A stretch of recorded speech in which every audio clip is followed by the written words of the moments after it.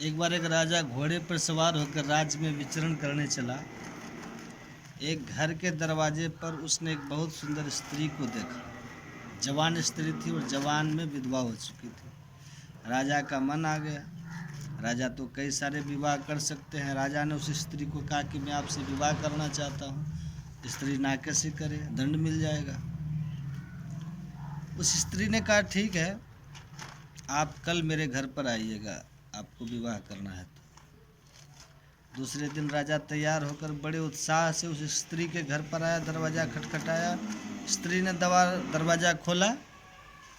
राजा ने कहा माता जी, कल जब मैं आया बहुत सुंदर स्त्री यहाँ पर खड़ी थी, वो कहाँ है? उसने कहा मैं वही हूँ, वो स्त्री मैं ही हूँ। राजा ने कहा कल तो तुम बहुत सुंदर थी, ये आपकी सुंदरता को क्या हुआ? तब उस स्त्री उस राजा के हाथ को पकड़ कर लेकर गई और कहा कि राजा, तू मेरा संग करना चाहता था, मेरे से विवाह, मेरी सुंदरता से तू विवाह करना चाहता था, मैं मेरी सुंदरता तुझे दिखाती हूँ। उस स्त्री ने रात को अपने बाल काट दिए, मुंडन कर दिया और एक पात्र में बाल रख दिया। उसने दवाई की गोली खाकर बहुत वॉमिट की और उसे पात्र में भरा।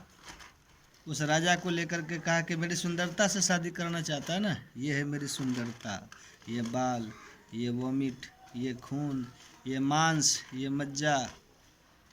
राजा को वैराग्य हो गया क्योंकि सत्यता से परिचित हुआ।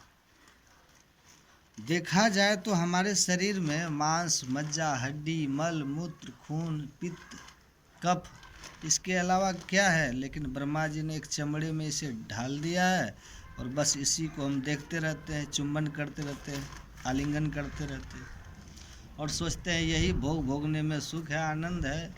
लेकिन भगवान ऋषभ देव ने कहा नहीं, इसमें कष्ट है, कष्ट है।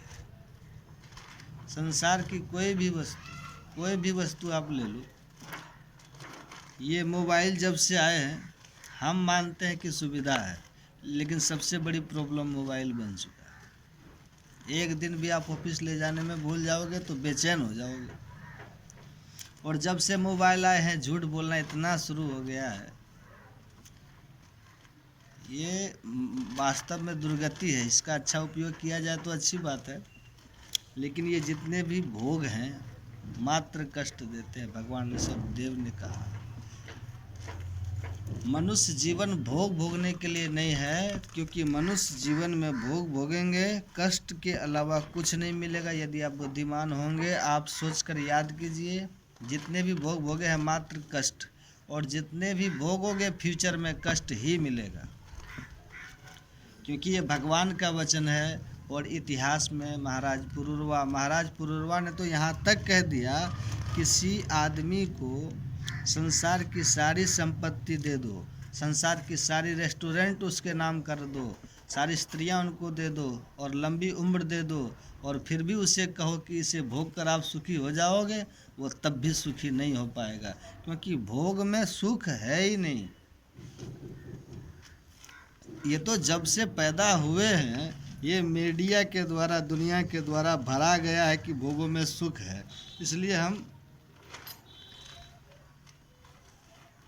मान बैठे हैं कि भोगों में सुख है।